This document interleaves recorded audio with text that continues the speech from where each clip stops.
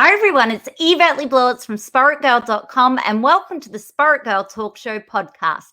I'm super excited to be here with you today and with our very special guest, Suzy Reading, who is a psychologist and an author, and she joins us from lockdown in London, and we're here to celebrate the launch of her book in Australia and globally, which is SelfCare for Tough Times: How to Heal in Times of Anxiety, Loss, and Change. So, Suzy, welcome to the Spirit Girl podcast show. We're super grateful to have you here today. Thank you. Thanks, Yvette. It's a joy. It's a joy to come together, a meeting of hearts and minds. Thank you for having me. Yeah, well, it's incredible. As you know, your book is launched right around Australia in Kmart and retailers. And I have to say, it is divine timing. Like, seriously, the title, Self-Care for Tough Times, I had to pick it up. Like, I couldn't, I have to ask you, did you write this during the pandemic or prior to the pandemic? I'd actually finished the manuscript before the pandemic hit. I knew that it was going to be a book that would help everyone because no one is immune from stress, loss, and change. I had no idea that it could be so broadly relevant for everyone at the same time. So it was just uncanny timing, and I'm so pleased that the manuscript was ready to go because it meant that we could release the Kindle and the audio version early. So they came out in around April of last year, and it's only now that the paperback is available as it was always intended to be. Yeah, it's such a beautiful book. And I have to say, I've got a hard copy here, and the illustrations that are in this book are absolutely so feel good and gorgeous. I wanted it to be a resource that, you know, if it's too dense and wordy, it's overwhelming. I was so thrilled that the publisher was able to get Madeline Kate Illustrates to illustrate this book because she just brings it to life so beautifully, and she makes it it's a nourishing read just to flip through. You know, open it up at any page and you'll find something uplifting. Yeah, I love your illustrator. I follow her religiously on Instagram too, and super grateful that she's in your book, which was such a surprise. So before we dive into the book, can you tell our listeners, our audience globally, a little bit about yourself? Sure. Okay, so I am a chartered psychologist. I'm a qualified yoga teacher, and I also spent a decade working as a personal trainer. I'm also a mum of two. Now, all of those sort of the professional modalities draw together beautifully to empower people with the tools of self-care. But, you know, qualifications aside, it was my life experience of motherhood, becoming a mum at the same time as losing my dad that really showed me just how important self-care was. And also it helped me understand so often when we need it the most, that's when it feels inaccessible. And that's really why I wanted to write this book, because I think we need a whole new toolkit in tough times. I'm so sorry to hear about your dad, and I had read that in your book. That must have been so heartbreaking because you're originally from Australia. Mm-hmm. How, we moved back to Sydney to start a family. I thought that's going to be the easiest place to raise kids. And when we arrived, it was pretty clear that my father wasn't very well, and in his lifetime there was never a diagnosis. So he had a breathing failure when I was 40 weeks pregnant.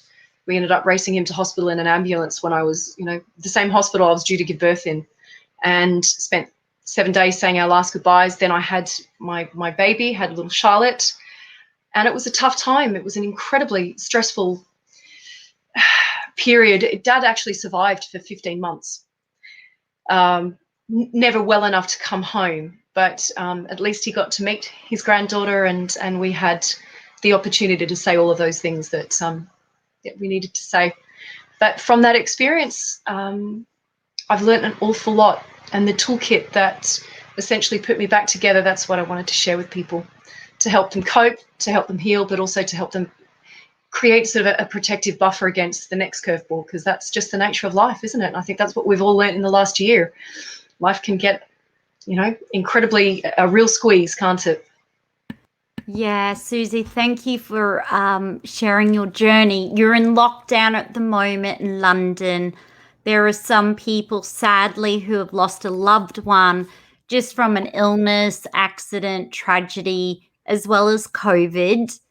What are some things you feel that are good to do when you are, first of all, in the book, you talk about grief and the stages, but you also talk about that not everyone will necessarily go through the 1, 2, 3, 4, 5 stages, but would you be able to explain a little bit more about the grieving process? I really loved how you talked about it's okay to cry, you're going to cry, you're human, but just about the stages. So if someone maybe is going through grief for the first time, they've lost their mum or their dad or partner or child or whatever it might be, just some human experiences or emotions they can kind of expect, but knowing Sure. it's okay. Well, I think with grief, and really it's something that we just don't talk about enough, even though it is a universal experience, it's a deeply personal response. So there's no one right way to grieve. There's no timeline to grief. It's not like, well, you have this certain period of time and then you should be over it. It's like it's a process, and how it looks and how it manifests and how we can move through it will be very deeply individual. So I would say make space for all of your feelings. There are likely to be a whole commingling of different emotions, and I think sometimes that takes people by surprise. They're expecting to feel a certain way, and when they don't, they think, well, gosh, maybe I'm not doing this right. There is no right. Yeah. So what I would suggest is making time and space to feel your feelings, to see whether you can name them. It's about giving ourselves space to actually move through the energetic charge of our emotions. Yeah, our emotions aren't just something that happen in our head. We need practices that will help us express them, give voice to them, but also release the energy of them. So whether that's a breathing practice, a self-massage technique, movement, being in nature, journaling, being held, our feelings being validated by someone else. These are all very, very integral parts of the healing process. And Suzy, if we have a friend or someone we know that is grieving, one of the hardest things is to know what to say or do. And people always beat themselves up for like, I don't know what to say, I don't know what to do. Like, what could we do if we had a friend or loved one that we know's just lost someone during the pandemic or beyond? Sure. Do you know, I think first and foremost, we just want to communicate care. Yeah, it's not like there's nothing that we can say that will take away their pain. So let's let ourselves off the hook. I think we put ourselves under enormous pressure to try and say the right thing. I mean, of course, we want to say the compassionate thing, but if we can just communicate care, if we can just let people know, I am thinking of you, I am here for you. And the fact is, in understanding that we all have a very individual response to grief. So what I needed when I was going through my grieving journey might be very different to what someone else needs. So even with my head on my shoulders thinking about, well, these are the things that helped me, I can't assume that that will help the next person. So cut ourselves some slack and actually ask. It's perfectly fine to say, I want to support you. Is there a way that I can be here for you? What would be genuinely helpful? Rather than assuming, or we can make gentle offers and say, how does this sound? Would this be helpful? Can I take your dog for a walk? Can I look after your kids? Would some kind of hands-on resource be helpful? Ask. We need to get brave and ask. I love that. We need to get brave and ask. Just be there for them, thinking of them, and just express if you need any help or if there's anything I can do just to lighten their load, to make that be the conversation and not trying to work out, like you said, saying the right thing or the perfect thing. In your book, you've split it up across stress and burnout, loss and grief, and change and transition. Now, all of them are relevant in today, especially in today's climate. There's been a lot of talk in media about how the pandemic, because it's been ongoing, prolonged stress, pandemic stress, they're calling it, is starting to kick in. Once again, with self-care, are you able to share like some of the things you've been doing during lockdown to help with the lockdown, which is going on for months and months in London? So, Sure. so what are some self-care rituals you've been doing that have helped you that might just spark someone listening going, oh, I might try that, or that sounds good? Amazing. I'd love to share. The things that I've done in lockdown are very different to what I would normally do, because so many of those things are inaccessible right now. But even if I can't do it in that form, there's always a different way of doing it, right? So it's a similar toolkit, but vastly different in practice, okay? So what I would normally do when the kids are at school and I've got time and space, I would love to roll out my yoga mat and do, half-hour, hour-long practice. In lockdown, homeschooling 2 kids, that's not possible. But I've had time every day to do some mountain breaths. Raise the arms up as you breathe in, lower the arms down as you breathe out. 6 mountain breaths. That is enough to bring me into connection with where I'm at. Yeah, it's that mindful check-in. It allows me to stand tall because science shows that posture has a really profound impact on our mood and our energy levels, and it helps me breathe better. So a really simple practice like that is doable. Other things like going out in nature's beauty. When the kids are at school, I normally go for a walk for about an hour or a jog every day. Can't do that right now, without them. So we go out together. So every day we've been out. It doesn't matter whether it's been snowing, raining, windy. We get out there and we get kitted up, and it's an essential part of our mental health toolkit. And then other really simple things. I love a yoga nidra. I think this is really important if you're feeling exhausted, if you're finding it hard to relax, or sometimes we need to be guided. If there's a sleep deficit and you end up falling asleep in a yoga nidra, great, you might just need to set yourself an alarm, but that certainly helps soothe my nervous system. And then other just really simple little practices like self-massage or gentle movements that I can just literally weave into my day, 30 seconds of doing this, 10 seconds of that. And this is the thing that helps to dial down anxiety, to lower stress levels, and just help me express myself and move through my feelings.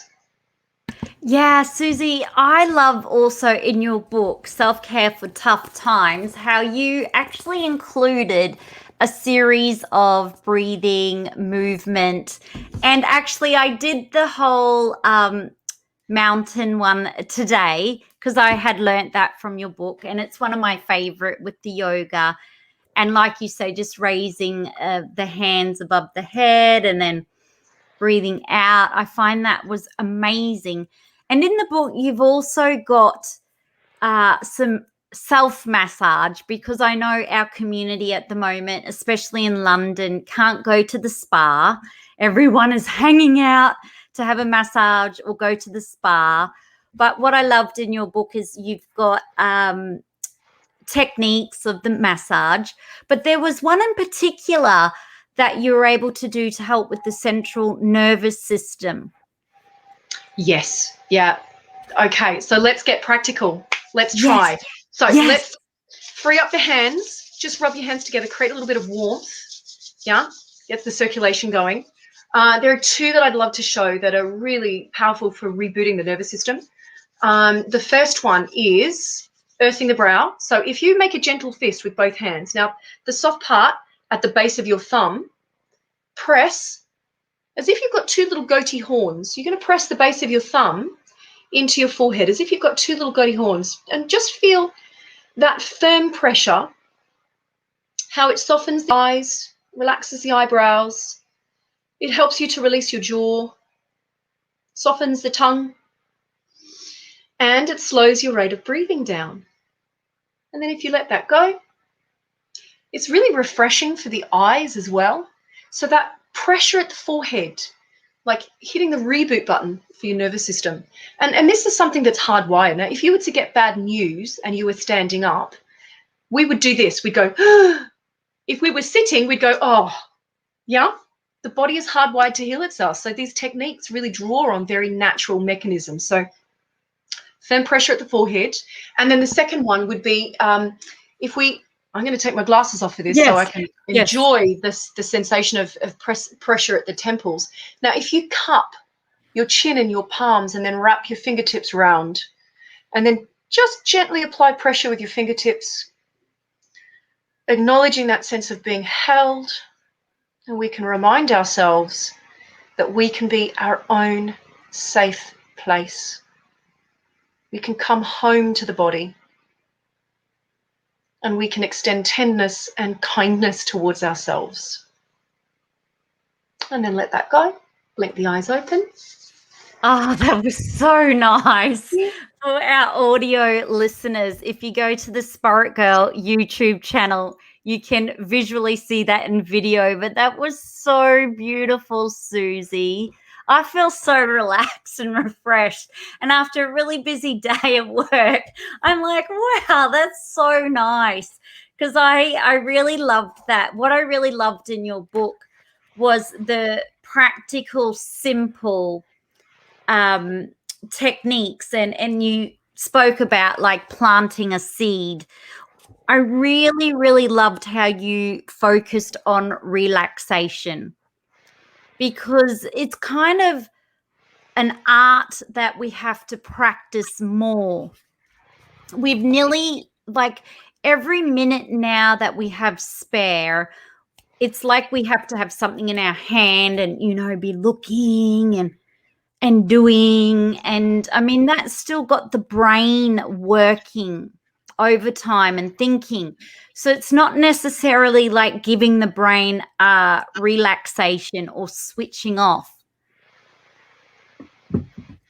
Yeah, so what are your thoughts on that? I think rest has got a little bit of a PR problem. Yeah, for so many people, they literally equate self-worth with productivity. So relaxation and rest become, it's lazy, it's indulgent, or worse, it's pointless. When you think about how we heal, how we cope in the midst of tough times, how we heal, how we restore, how we recharge, how we create a protective buffer against the next loss or stress or challenge in life, rest is essential. Yeah, this is how we heal. This is how we navigate. It's deeply purposeful, but I think it can also be very challenging. People, we've come to sort of equate downtime with sedentary screen time.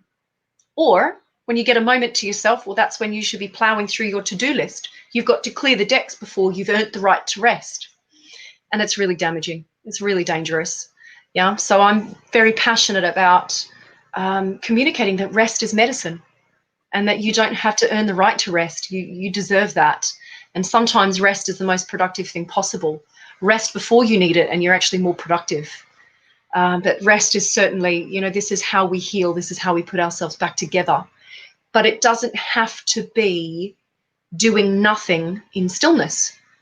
Rest can be engaging with other people. Rest can be done in the company of others. Rest can be engaging in what you find nourishing. But what rest is, what relaxation is, it's an absence of effort an absence of striving, an absence of unwanted stimulation. So you can still listen to something, but make sure it's listening to something soothing and uplifting, right? We can still do, but make sure that you are doing something that is calming and soothing for your nervous system, that brings you home to your body rather than numbs you or distracts you or just stimulates you in a different way, right?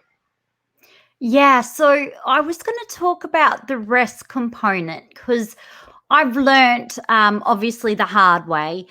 I mean, there was this massive, like back in the old days, we'd do one blog a week. We'd do it on a Saturday, and people were happy to read one blog per week, at most 3. And it was writing and it was a blog and nothing to do with modeling, and that was great. But then this whole hustle, everybody has to have a side job, a hustle. They have to become an influencer, a public figure. They need to grow their audience. They need more. And the messaging was, you need to post 3 times a day. You need more content. You need to, attention is the new currency. If you're not grabbing attention, you're going to get left behind. And businesses and people and everybody went stir crazy. And people were saying, you only need 4 hours sleep. You got to be up messaging everybody, and this whole craziness went on, and everybody started competing, and it was just insane. And then we had the global pandemic, and then that reminded the whole world how important our health is, the real true meaning of life, self-care, family, community, and really has helped shift the hustle to like, hang on a minute, sleep is so important. And I have witnessed, unfortunately, my mother has suffered, and even my uncle, with insomnia. And as they age with no sleep, it's so detrimental to their mental health and their brain health and the whole functioning of their body. So by witnessing that now, I'm like, sleep is number 1 priority. It's the ultimate, like, I've got to not be on Instagram or social media minimum 1 hour before bed. But we had a thing, and you probably remember this, Suzy, but in Australia when I grew up, you did not call anyone from 8:30 onwards. It was rude to. And now we've got like 11-year-olds or 10-year-olds staying up to midnight or 1 a.m. or 2 a.m. and then going to school the next day. And I get really passionate about this too, because I've, suffered burnout from not getting adequate sleep and trying to do the whole hustle, trying to go to work, trying to do the blog, the side gig. And it does just absolutely catch up with you. And it's not good for anyone's health. So I definitely would inspire everyone to try your best to get the 8 hours sleep. And you know what? I am way more productive now, getting that sleep hygiene in, and it just makes you able to function better, better mental health, better everything. But I want to ask you, Suzy, because in your book, you talk about mindful tech use. And what I really loved was you talked about the smartphone apps, activating the same dopamine-driven neutral pathways as slot machines and cocaine. Yeah. So for someone out there who knows nothing about what dopamine is and what driven neutral pathways are and why they're so obsessed with every second having to get onto this phone, can you kind of explain a little bit more about that? Well, basically, in a nutshell, it's the same neural pathways activated as slot machines, cocaine. Yeah, as soon as your brain sees this, it fires up. Your eyes see this, it fires up the same pathways. This is why it is so highly addictive. Yeah, what the pandemic has shown us is just how vital technology is for social connection. So it's not about toss this away. It's not about that. It's about mindful use. It's about acknowledging the impact that being online or being on social media is having on your quality of thinking, your energy levels, how you feel about yourself. Yeah. So we need to have strong digital health boundaries. How we use it, when we use it, how long we use it for, what platforms we're on, the kind of websites that we're visiting, where we get our news from. Yeah, our visual and our auditory diet have such a profound impact on our health. It's not just what we take in, with our food and our hydration, it's what we take in through our senses. So it's about bringing that to the light and being mindful and understanding that we do need these technology to connect, but we still can choose how we do it. Yeah, it doesn't have to be a Zoom phone call.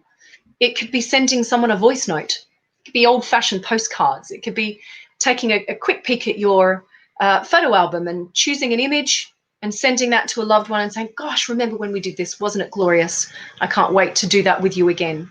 Yeah, so very simple ways that we can stay connected and plugged in without frying our nervous system. And I was going to say, Suzy, I want to ask you this question. If someone's feeling deeply kind of depressed, like they're in lockdown, they can't go on a holiday, obviously, and they're seeing, the other part of the world, which is business as usual, no COVID or very low, risk at the moment. So they're able to travel around the world and do whatever. And if that starts making someone feel envious, jealous, angry, whatever they might be feeling, frustrated, annoyed, depressed, I mean, obviously that's a trigger that at that point, that's a good time to put that social media platform app down and maybe do some deep breathing or make a cup of tea. Yeah, I think it's knowing when to put it down. Observe how you're feeling before you go onto social media. Yeah, if you're feeling low, be cautious. Choose mindfully what you check in with. Notice how you're feeling while you're scrolling. If there are things that are really setting you up for comparison, or they're stimulating a sense of isolation or resentment, yeah, put it down. Pick up something else. Maybe it's pick up a book, phone a friend, do some journaling, stretch your body, rub in some hand balm with a scent that you love. Yeah, do a breathing practice. Be guided in a relaxation practice. Yeah, that I'm still using my phone to be guided in a relaxation practice, but it's a very different energetic effect to me feeling grinchy as I scroll through photos of Manly Beach right now. Yeah. Yeah. But it's real. So it's hard. We need to bear witness to that and observe that is a valid feeling of grief. Yeah, where we are not able to do the things that we love to do. Grief is a valid response. We don't just grieve for when we lose a loved one. We grieve for a loss of imagined futures. We grieve for a sense of we haven't got personal freedoms. Yeah, all very valid reasons to feel hard done by. But can we cultivate balanced thinking by still bearing witness to those feelings, but being anchored in perspective and giving thanks for the blessings that we do have? It's a delicate balance, isn't it? Yeah, well, I loved reading your book and I got lost in it and it was so relaxing, and I just it was SelfLove Sunday, and it's the perfect book for that. And just reading about the power of breathing, effortless recharge. There was so much interesting things in there, and you really touched on, I have to say, for people who haven't got a copy of the book, you had this incredible wheel, and to the point where this will become one of my beautiful SelfLove Sunday books, because even I can just flick through and it be a beautiful toolkit reminder. because it even talks about use your body to cultivate confidence and courage, how to make a sustainable habit change, meet your future best self, identify your strengths and values. So even for people who are out of lockdown and you know, kind of going back to the new norm, there was all of these other things too that it's kind of just really self-care in itself. So I'm so grateful that your book has come out. But I want to ask you this, because this is something we struggle with. And in your book, you talk about understanding your emotions. So if you're able to shed more light on this. So sometimes we have this, I feel good, I feel positive, I feel negative, I feel sad, I feel happy. Like our vocabulary around emotions isn't as expansive as your list. Even I was looking going, oh, I need to get my vocabulary, I get that word out, because it was just really good to see the different things. Yeah. So research shows that when we have rich vocabulary to be able to describe how we feel, it diminishes anger and frustration. Yeah. So because the words literally give you the power to express yourself. When you don't have the words, we feel frustrated that we can't get our point across. But it goes deeper than that. It's not just having the words, it's actually having the insight to be able to detect how we're feeling. So there are a couple of different phrases that are useful. So in terms of emotional health, I think it's really important to acknowledge that we're not aiming for perpetual happiness. That's not realistic. It's not healthy. It doesn't help us in any way. Emotional health is our ability to feel all of our emotions, but it's also our ability to move through our emotions. Yeah. So there are a couple of concepts that are useful. There's emotional literacy, which is the ability to label accurately how we're feeling and to use rich vocabulary to express that. And then we've also got the concept of emotional granularity, which allows us to sort of distinguish between different shades of emotion. So rather than just saying, I feel bad, you've actually got the skills to describe, well, it's actually boredom, or it's frustration, or it's fear, or it's disappointment. So these are the things that help us take more targeted action and to move through our feelings. Thank you, Suzy, for going through that and explaining it in further detail. You also talk about in the book the body, feeling into the body and the emotions and what we feel, like the tension and the body, how important it is to feel within the body and to move through it. So I'm a fan of yoga. I absolutely love it. I find that's my anchor, my stability. When the pandemic hit, I just thought, you know what, as long as I have my breath and I can sit on the floor, literally on my yoga mat, but on the floor and ground myself, I'm okay. I'm fine. So even the point, like, if I lost everything for whatever's going to go down and happen, as long as I have my breath and I can ground myself on the floor, sit on the floor, I'm good. Oh, no, I needed a pen and a paper so I could journal and then write the next story. So, but I know you love yoga, but for someone who kind of thinks, because we think of like mental health, like it's all in our mind, our thoughts are here, it's just in our head. I think that's so old school. Like we were, that was probably the 1970s, 80s, 90s. But Yeah, that notion, like they'll say, it's all in her head. It's all in his head. It's in your head. But like your book was a really great reminder. No, body, mind is connected. Yeah.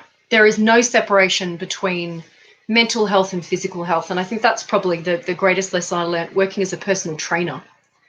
I originally trained as a psychologist, but I worked as a personal trainer. That was the first chapter of my professional life. Now, even though I was working with people's bodies, we were changing lives, right? Because sometimes the quickest way to change how you feel is to move your body, is to bring yourself into a different shape. And I love that we can use movement prescriptively. Yeah, you can change how you feel by moving your body. So the movement that I would prescribe for someone before making an important phone call is very different from the movement that I would prescribe for someone just before going to bed, because different shapes have different energetic effects. The reason why I love yoga is that instead of people feeling like, oh, I've got to invest in this expensive kit, I've got to go here to do that thing, you just use your own body, right? And this is something very instinctive. If you watch how a child moves, there are lots of yoga poses that they just naturally come into. There's the happy baby pose. There's the downward dog. This, like, the body is hardwired to heal itself. We just need to return to these natural movement patterns. But this is what I want to share with people, that there are different things to cultivate different mood states. So if you want to calm and soothe, try these movements or these shapes. If you want to energize and tap into a feeling of personal power, come into this shape or do this movement or this breathing technique. And you don't need anything else. You just come home to your body. Yeah. And I think you're so insightful to say that for so many people, we're trapped in here when we think this is the important stuff. But we've got to be able to move through our feelings, we've got to come home to the body. You've got to feel it. And so often it's not just a thought that comes into your head. You might be hungry, right? And that registers in the brain as, I'm feeling frustrated. No, you just need to feed your body, right? So come back to the physical sense. Come back to observing what's happening. And the body is such a beautiful way to develop that sense of mindfulness, isn't it? Anchor it on the body, the physical sensations of breathing. Get skilled at that, and then you start to notice different emotional tones, right? Yeah, and I really thank you for sharing that, Suzy. And I love your book for that purpose, because it really, some people struggle with, oh, I've got this thought or emotion, and they've been maybe raised or taught it's just in your head. But then when they get to tune into their body, they can release the stress or the tension. We all know when we have a massage, just how therapeutic it feels to get rid of, all the knots in your shoulders and neck. But I find during the pandemic, or in the first lockdown, we've only had one in Australia, but just going out for the walk, moving, if I felt really anxious, just doing just some yoga movements and stretching, like not for religious reasons, just purely, which I loved you wrote about in your book, purely look at it from a stretching point of view and a flow point of view. I want to ask you, I could talk to you all day and all night about your books, but you have written so many books now. Like, what do you love most? I mean, obviously you must love now during the pandemic, with your book being launched, that people are able to get this and really find relief and really find techniques that are practical, accessible, that don't cost the earth, that are free, literally. You don't have to even leave your house. Or I just feel that the self-care aspect of this is really being captured, because I've always believed that self-care is, whilst I love visiting the spas and I'm the biggest spa junkie, but I've always believed self-care is connecting to your heart, soul, body, but your breath, being grounded, journaling, really practical, basic things that can just change your mood or the way you feel. So I really congratulate you on the book and for capturing that, because we don't need to run out and get, the latest bath bombs or the hair mask, or as much as I love all that stuff, and I think it's so beautiful. I think in times of a crisis and in times of lockdowns, anxiety and grief, I mean, sometimes the last thing you feel like doing is all that jazz, whereas just sitting or moving, we did that before, just the mountain, even breath, that can be so beautiful. But with all your books, how does it feel to have this book out now in these times? Do you know, I'm so grateful to have the opportunity to take a look at self-care in tough times, because so many people, they don't give themselves permission to acknowledge that this is a tough time. And I think it's not just things that you don't want, like global pandemics and relationship issues, job stress. It's even things that we greatly aspire to, like having children, like getting married, moving house, getting a promotion. These are also tough times. So I'm just thrilled to have the opportunity to break down the barriers for people nourishing themselves. And I hope that people feel empowered with very potent but also very, very doable things. And I know that these are the things that have made all the difference to me. And I hope that this toolkit serves everyone well.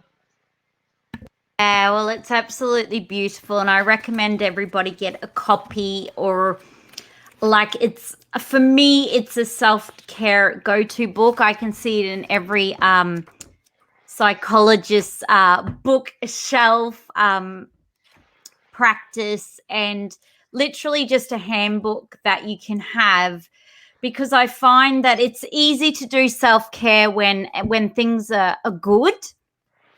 It gets even harder when you don't feel like doing it, if your mood's low or life is smacking the crap out of you for whatever reason. Then this is kind of like that nice go-to opportunity. Before we say good evening, London is going through incredible transitions, with lots is going on in the news. A lot of issues, a lot of concerns. People have different opinions. There's been protests, obviously, sadly, with the lady who was murdered. We had the Oprah Winfrey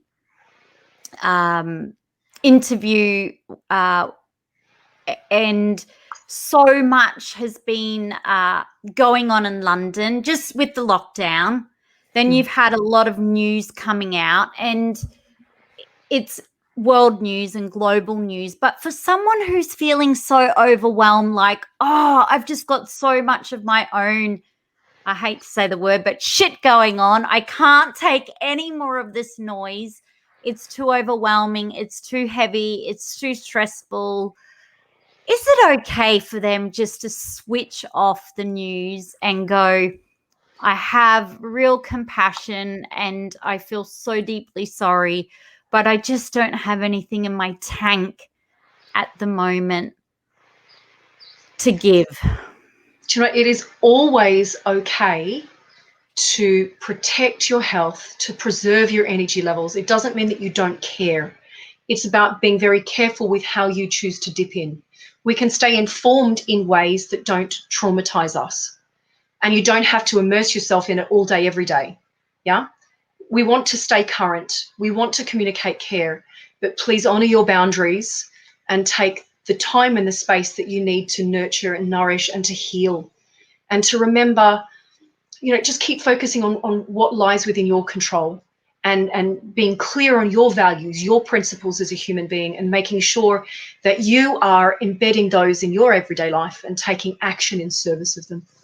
But it's certainly okay to turn off the news. It's certainly okay to say, not now, and nourish ourselves.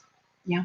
Yeah, I love those words of wisdom, because if you are already feeling depressed and down and you just can't take on any more negative, sad news, or as much as you feel so deeply sorry that it's happened and it's terrible, and it's so sad,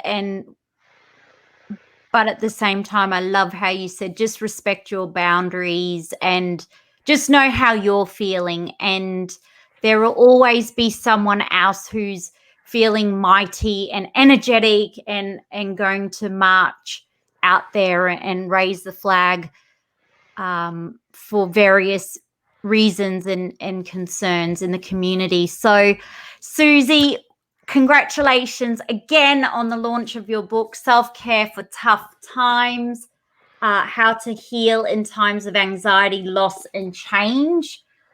Like you said, it's uncanny timing. I call it divine timing. I've seen so many books this year and even in the pandemic, which were written just before.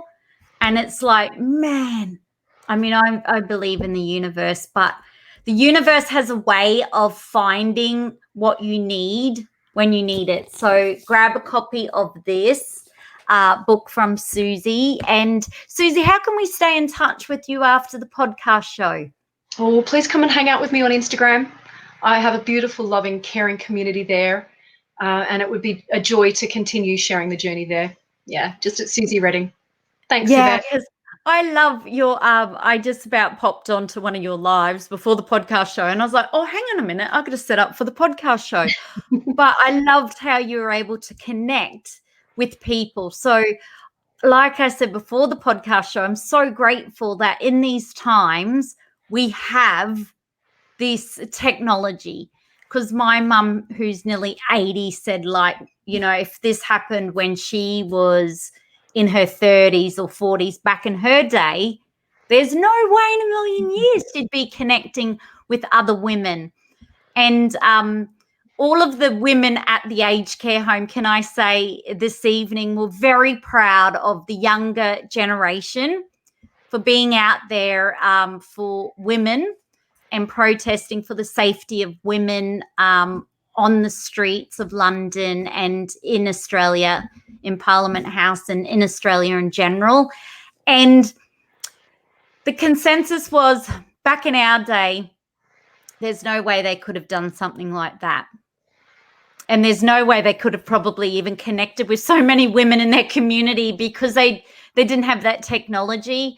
But the older generation were like, really, woo, power to the women.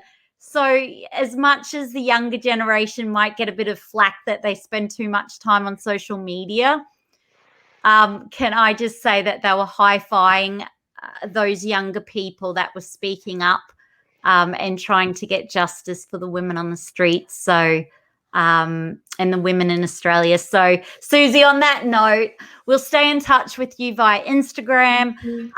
Everyone grab a copy. It's part of our Spirit Girl book club now. #SpiritGirl, #Self-Care for Tough Times. And we'll say goodbye. Suzy, thank you again for sharing your words of wisdom, your expertise, your story, your heart, your soul, your self-care tools. It's been an absolute pleasure thinking of you and everyone in London. We know it's not easy. We know it's absolutely tough. And you're in winter. I mean, let's face it. And everyone in London loves to go to the pub, or loves to eat at restaurants, loves to shop, loves to be social. If anyone was feeling depressed in winter in lockdown, like, who could blame them? I mean, they're only human. So I just hope this book helps everyone now to feel better from within, and stay in touch with Suzy also, because you share so much positive information and really heartfelt content which can continue to inspire you through this journey of the global pandemic and beyond. So on that note, we'll say goodbye to Suzy Reading, psychologist, author. And on that note, be sure to subscribe to the Spirit Girl Talk Show podcast, to leave a rating and review, and to tell someone you love to. And together, let's feel good from within.